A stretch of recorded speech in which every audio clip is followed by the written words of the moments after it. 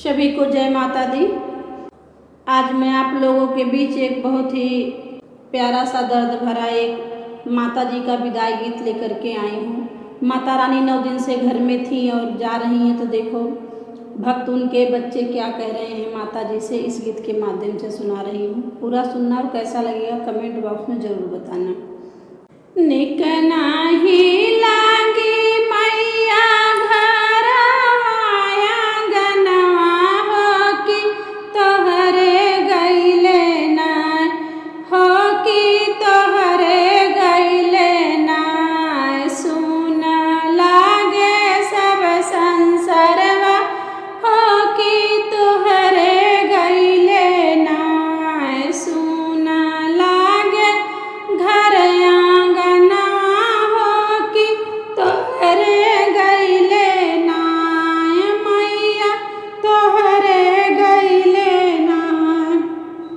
सुन लागे गौआ नगरिया है मैया तुहरे गइले ना। 9 दिन के व्रत कैली दिया ना जलवली हो। 9 दिन के व्रत कैली दिया ना आस के जरवली की मोरी मैया 9 दिन तुहरे सेवा की जनी जा मैया ना। सुन लागे घर आंगनवा मैया तोहरे गइले ना।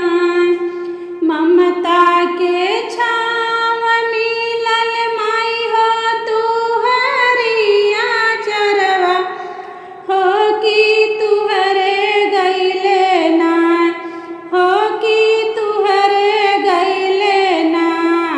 झर झर बहेला नयनवा हो कि तुहरे गइले ना। झर झर बहेला नयनवा हो कि तोहरे गइले ना। देखत नानी के लागे माई हो घरवा आंगनवा सब सुन भइले ना।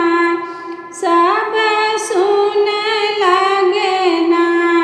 सुन लागे गौआ नगरिया मैया तुहरे गइले ना। सुन लागे गौआ नगरिया मैया तुहरे गइले ना। जय माता दी।